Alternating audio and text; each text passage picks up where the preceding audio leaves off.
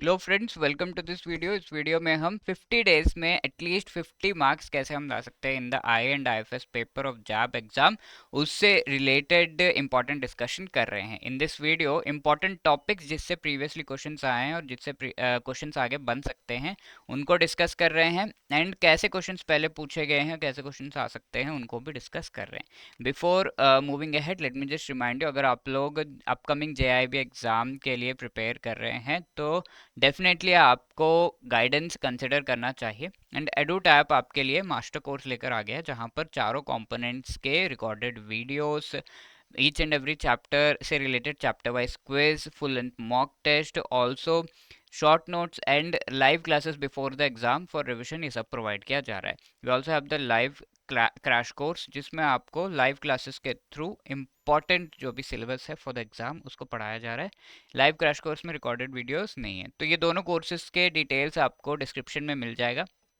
You should definitely hurry up, because JIIB 75 code लगा के आपको जो है मास्टर कोर्स पे 75% का डिस्काउंट मिल रहा है ऑन द अवेलेबल कॉस्ट। ठीक है, तो we will be discussing things related to the chapter 17। This is a very important chapter, monetary policy and fiscal policy, इस पर ये चैप्टर है। तो मॉनेटरी पॉलिसी के कुछ एस्पेक्ट्स हम डिस्कस करेंगे in this session. This is part 1 of our discussion. ठीक है, तो मॉनेटरी पॉलिसी में कई सारी चीज़ें हैं। Like first of all you should know कि ये जो पॉलिसी है इसका मतलब क्या है, and who takes care of this particular policy, what is the main use. ठीक है, तो मॉनेटरी पॉलिसी की अगर मैं बात करूं, ये दोनों पॉलिसीज हमारे इकोनॉमी को अच्छे से चलाने के लिए यूज किए जाते हैं। दे हैव सर्टेन गोल्स, ठीक है, which may be common, but जो मॉनेटरी पॉलिसी का गोल है वो प्रायोरिटी पे अलग है in comparison to the fiscal policy. क्या मैं बात कर रहा हूँ, monetary policy is everything, all of the things जो कि मॉनेटरी पॉलिसी कमिटी के थ्रू आरबीआई कैरी आउट करता है। तो मेन जो रिस्पॉन्सिबिलिटी है मॉनेटरी पॉलिसी का वो आरबीआई के पास है। What is the aim of monetary policy, आगे देखते हैं। Fiscal policy, fiscal the word itself mean something by the government. ठीक है, तो गवर्नमेंट ये जो पॉलिसी है उसको देखता है, और ये दोनों के कॉमन गोल्स हैं। What are those? Price stability, economic growth and employment, यानी कि इन्फ्लेशन नहीं होना चाहिए। इन्फ्लेशन यानी कि प्राइसेस बहुत ज़्यादा बढ़ जाएंगे तो सभी को दिक्कत होती है, एंड ये इकोनॉमी के लिए भी अच्छा नहीं है। अब इकोनॉमिक ग्रोथ होना चाहिए, इन्फ्लेशन तो नहीं बट इकोनॉमिक ग्रोथ तो होना चाहिए। किसी पर्टिकुलर कंट्री में यू शुड डेफिनेटली सी कि जो नेशनल इनकम है, पर कैपिटा इनकम, जीडीपी से everything should be increasing, right. Apart from that employment जो है उसे भी बढ़ावा देना है, पॉवर्टी कम करना है, ये अदर गोल्स है। तो most important goal of monetary policy is to maintain the price stability, यानी कि इन्फ्लेशन ना हो, ये चीज़ इंश्योर करना मॉनेटरी पॉलिसी का सबसे इंपॉर्टेंट गोल है। तो फर्स्ट प्रायोरिटी पे यहाँ से अगर हम देखें मॉनेटरी पॉलिसी का फर्स्ट प्रायोरिटी पे प्राइस स्टेबिलिटी है, सेकंड प्रायोरिटी पे इकोनॉमिक ग्रोथ है, एंड बाकी चीज़ें। अब फिस्कल पॉलिसी की अगर हम बात करें तो फर्स्ट प्रायोरिटी पे आपका इकोनॉमिक ग्रोथ है। ठीक है, उनका मेन रिस्पॉन्सिबिलिटी ये नहीं है कि इन्फ्लेशन ना हो। फिस्कल पॉलिसी यानी कि गवर्नमेंट को ये देखना है कि हमारे कंट्री में क्या इकोनॉमिक ग्रोथ हो रहा है कि नहीं, नेशनल इनकम इंक्रीज हो रहा है कि नहीं, ये सारी चीज़ें देखना गवर्नमेंट का मेन काम है। सेकंड प्रायोरिटी पे है प्राइस स्टेबिलिटी यानी कि इन्फ्लेशन। ठीक है, I hope this thing is clear, the definition of monetary and fiscal policy are clear.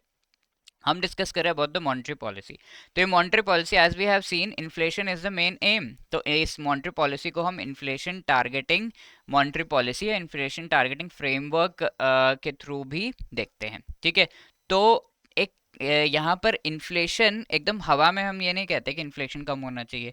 We have a set target. ठीक है, तो that is why monetary policy works upon the inflation targeting framework India में। What is this inflation targeting framework? Price stability होना चाहिए, ये चीज़ हम देख चुके हैं। आरबीआई का लीगल मैंडेट है ये, यानी कि आरबीआई एक्ट 1934 में दिया हुआ है कि RBI has to take care कि इन्फ्लेशन ना हो एक इंडिया में। तो ये चीज़ आरबीआई का दायित्व है, it is the duty of RBI. और इस चीज़ को 2016 में अमेंड किया गया था, बट मॉनेटरी पॉलिसी के थ्रू इन्फ्लेशन को टारगेट करना आरबीआई का मेन एम अभी भी है। अब इसमें गवर्नमेंट ऑफ इंडिया का कोई रोल है क्या? आरबीआई सारा कुछ देख रहा है, रिजर्व बैंक ऑफ इंडिया सारा कुछ देख रहा है, गवर्नमेंट ऑफ इंडिया का रोल है। तो ये टारगेट को सेट करने में गवर्नमेंट ऑफ इंडिया की हेल्प लेते हैं, रिजर्व बैंक ऑफ इंडिया। तो टारगेट 5 साल के लिए सेट होता है, और आरबीआई गवर्नमेंट ऑफ इंडिया से कंसल्ट करता है ये 5 साल के लिए क्या टारगेट होना चाहिए। प्रेजेंटली द टारगेट इज 4%, और इसमें +or -2%, यानी कि 4% -2 इज 2%, एंड यहाँ से 4 + 2 विच इज 6%, ठीक है, 2 to 6% हमारा जो है इन्फ्लेशन का रेंज है, but the target for inflation is 4%, ठीक है, कि जो भी इंक्रीज इन प्राइजेस हो रहा है वो 4% के बियॉन्ड ना हो, या फिर 4% से कम ना हो, दिस इज अ टारगेट। और 2 से कम ना हो, 6 से ज़्यादा होगा, तब आरबीआई को एक्चुअली अकाउंटेबल होना पड़ेगा और चीज़ें डिफाइन करनी होंगी गवर्नमेंट ऑफ इंडिया की, ऐसा क्यों हो रहा है, लास्ट टाइम पीरियड के लिए होगा तो ये सारा कुछ मेंटेन करने के लिए actually the government of India और आरबीआई मिलकर मॉनेटरी पॉलिसी कमेटी जो है बैठाते हैं। इस कमेटी में 6 मेंबर्स होते हैं और वो सब कुछ डिसाइड करते हैं कि ये इन्फ्लेशन जो है टारगेट हो सके सही तरीके से। तो मॉनेटरी पॉलिसी कमेटी का कॉम्पोजिशन कौन कौन होता है उसमें एंड किस तरीके से फंक्शन करता है ये भी हम आगे देखेंगे, बट ये जो है एक्चुअली पॉलिसी रेट को वेरी करते हैं थ्रू द ये मॉनेटरी पॉलिसी कमेटी, ठीक है। तो पॉलिसी रेट होता क्या है, रेपो रेट, राइट, इसके बारे में हम पहले देख चुके हैं। तो repo rate actually is the rate at which banks mainly borrow from RBI, ये है। Also banks and other entities borrow between each other, तो मेनली बैंक्स जो है आरबीआई से जब बोरो करते हैं तो रेपो रेट के बेसिस पर करते हैं। तो this is the main aim of monetary policy to target inflation using policy rate which is nothing but the repo rate, ठीक है। रेपो रेट हम पहले डिस्कस कर चुके हैं, रेपो रेट वेरी करने पे सारे जो इंटरेस्ट रेट्स है वो वेरी हो जाते हैं, तो उसके बारे में भी हम डिस्कस करेंगे और फर्दर। मॉनेटरी पॉलिसी कमेटी का कॉम्पोजिशन क्या है, मेंबर्स इसमें 6 हैं इन टोटल, एंड इसमें से 3 members are from RBI, 3 members are from the government of India. 3 कौन से मेंबर्स है आरबीआई के, चेयरमैन आरबीआई गवर्नर होते हैं इस पर्टिकुलर मॉनेटरी पॉलिसी कमेटी के, इंचार्ज आरबीआई के डिप्टी गवर्नर है, एंड एक और डायरेक्टर होता है आरबीआई के साइड से। 3 members government of India nominate करता है इसमें। अब डिटेल्स क्या है इनसे रिलेटेड, मॉनेटरी पॉलिसी कमेटी से रिलेटेड, सबसे पहला जो है मॉनेटरी पॉलिसी कमेटी 29 सितंबर 2016 में बनाई गई थी। और जब भी मॉनेटरी पॉलिसी कमेटी डिसीजंस लेती है तो before beginning these things 7 days का gap, and after the decisions have been taken 7 days का गैप होता है। और ये 7 डेज का गैप का मतलब क्या है, this is a silent period जहां पर मॉनेटरी पॉलिसी कमेटी के मेंबर्स कुछ भी पब्लिकली नहीं कहेंगे with respect to the decisions that have been taken, okay. ये साइलेंट पीरियड कहलाता है। तो इस पीरियड में चीज़ों को अध्ययन किया जाता है, क्या सब कुछ सही है, कुछ चेंजेस लाने, and then finally after 7 days they come up with a press conference and सारी चीज़ें बताते हैं। टूल्स यहाँ पर क्या है, डिफरेंट काइंड्स ऑफ टूल्स है, reserves, interest rates, open market operations, ये सब टूल्स हैं ऑफ द मॉनेटरी पॉलिसी। तो टूल्स के बारे में हम आगे डिस्कस करेंगे। अब लेट्स से आपका target 2 to 6% and you have not been able to achieve this target of inflation. ऐसे में section 45ZN of RBI act में दिया हुआ है कि क्या किया जा सकता है। तो इसमें रिपोर्ट करना होगा आपको रीजंस कि आप ये टारगेट, आपका लेट्स से इन्फ्लेशन 7% इंडिया का चल रहा है और ये ज़्यादा टाइम के लिए चल रहा है। ज़्यादा टाइम का मतलब क्या है वो भी मैं डिफाइन करूंगा। तो लेट्स से ये 3 क्वार्टर्स के लिए ऐसे ही 7% चल रहा है, तो 3 क्वार्टर्स के बाद you have to take steps, inform the reasons to the government of India and the public of India, also measures बताने हैं कि कैसे आप इस चीज़ को सही कर सकते हो और क्या टाइम होगा so as to achieve the target, target के अंदर या फिर रेंज के अंदर लाने के लिए what will be the time period, सब कुछ बताना है 3 क्वार्टर्स तक, ठीक है। 3 quarters I hope you have an idea, इस 9 मंथ्स तक अगर ऐसा चल रहा है, राइट। अब ये मॉनेटरी पॉलिसी कमेटी के डिसीजन ये कितने बार बैठते हैं, मॉनेटरी पॉलिसी कमेटी की मीटिंग कितनी बार होती है, तो साल में 4 बार होना दैट इज मैंडेटेड, एक्चुअली तो 6 टाइम्स होता है, एवरी 2 मंथ्स में दिस इट, ठीक है। तो this is a convention, but साल में 4 bar is mandated by the RBI act.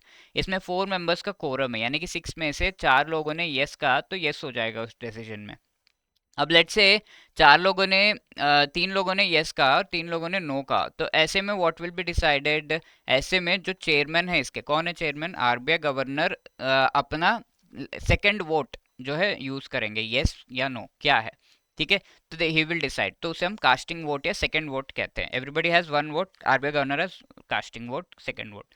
अब 14th day after the decision has been taken, 7 days silent, 7 days more, उसके बाद मिनट्स पब्लिश किए जाते हैं, यानी कि क्या क्या हुआ मीटिंग में, रेजोल्यूशन, वोट, स्टेटमेंट क्या थे 6 मेंबर्स के, सब कुछ। और monetary policy committee every 6 months में रिपोर्ट भी देता है with respect to inflation and आगे किस तरीके से हम इसको टैकल करने वाले हैं।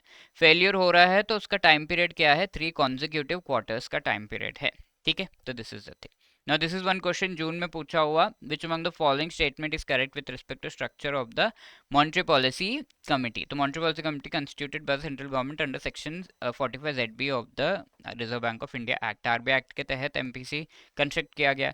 Governor of RBI is chairperson, deputy governor of RBI is incharge. ठीक है, तो तीनों स्टेटमेंट यहाँ पे सही है, so D will be the right answer. तो सेक्शन 45 ZB के थ्रू एस्टैब्लिश किया गया है. ZN के थ्रू अकाउंटेबिलिटी है, यानी कि अगर टारगेट मीट नहीं हो रहा तो व्हाट कैन बी डन, ये सब दिया हुआ है.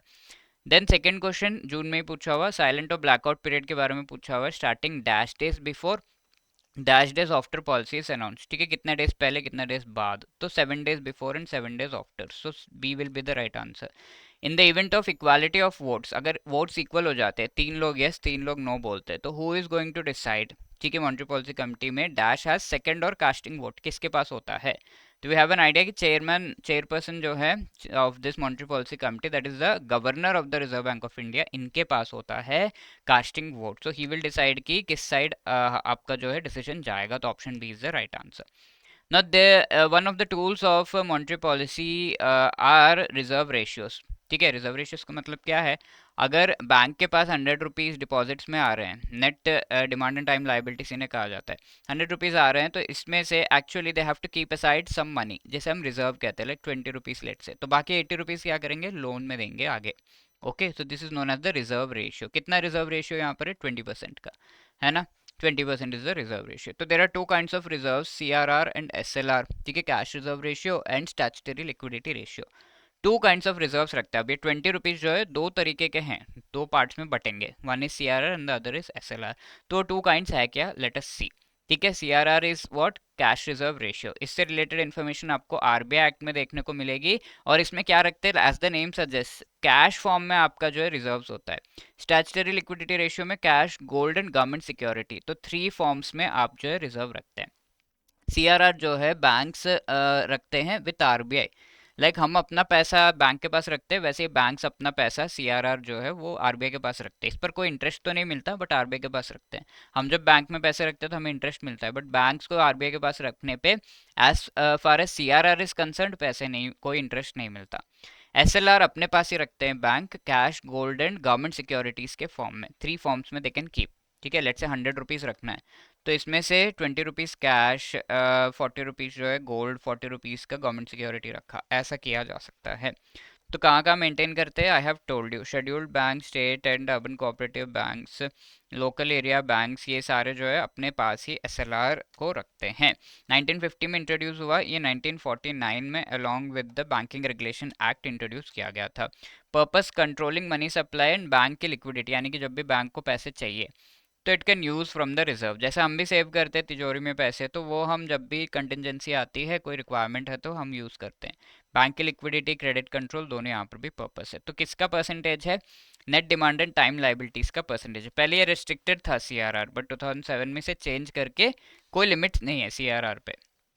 अब SLR पे अपर लिमिट है 40% का, पहले लोअर लिमिट भी था 25% का, बट ये हटा दिया गया. आज के डेट में 18% के आसपास होवर करता है, तो अपर लिमिट है 40% का. कौन किसके द्वारा मैंडेटेड है, तो सेक्शन 42, बड़ा भाई RBI एक्ट में CRR है सेक्शन 42 में, और छोटा भाई बैंकिंग रेगुलेशन एक्ट, इसमें सेक्शन 24 में आपको जो है SLR देखने को मिलेगा. अब इंटरेस्ट जो यहाँ पे अर्न किया जा रहा है, तो CRR पे कोई इंटरेस्ट नहीं है. SLR में आपके गोल्ड है, इस पे थोड़ा तो प्रॉफिट होगा. गवर्नमेंट सिक्योरिटीज में एक्सप्लिसिटली इंटरेस्ट अर्न कर रही है बैंक. ठीक है, इंक्रीज होने पे क्या होगा, अगर CRR, अगर यहाँ पर मैंने ये जो रिजर्व है 20 से 30 कर दिया, तो ऐसे में क्या होगा, जो इकोनॉमी में मनी जा रहा है तो 80 से 70 नहीं हो जाएगा. जब ये डिक्रीज होगा तो इकोनॉमी में पैसे कम जाएंगे, तो हम इन्फ्लेशन को कंट्रोल कर सकते हैं अगर हम इसको इंक्रीज करेंगे. Similar thing happens with SLR also. Decrease करने पे क्या होगा, 20 से 10 कर दिया, तो इकोनॉमी में कितने पैसे जाएंगे, 90 रुपीज़ जाएंगे. तो ऐसे में ज़्यादा मनी इकोनॉमी में जा रहा है, तो ग्रोथ होगा. ठीक है, इसी तरीके से डिक्रीज करने पे SLR में भी ग्रोथ होगा. Let us answer this question. The provisions related to SLR, ठीक है, bank has to maintain, which कौन सा एक्ट में दिया हुआ है, reserve and ratio act, banking regulation act, RBI act, या फिर नेगोशिएबल इंस्ट्रूमेंट एक्ट. तो SLR रिलेटेड आपका बैंकिंग रेगुलेशन एक्ट कौन से सेक्शन में है, let me know in the comment section. ठीक है, तो B is the right answer. This is a homework question, please read it carefully and then try to answer this question. ठीक है, अच्छे से पढ़िए, अक्टूबर में पूछा हुआ क्वेश्चन है ये. Try to answer it in the comment section. If you have any other queries, you can always let us know. 8146207241 पे hello@edutab.co.in पर आप हमें मेल भी कर सकते हैं. Okay, all the best for your preparation. I hope you like the video. So you can let us know if you did like the video in the comment section. बाकी चीज़ें बाकी पार्ट्स में हम discuss करेंगे आगे के videos में. All the best. Thank you.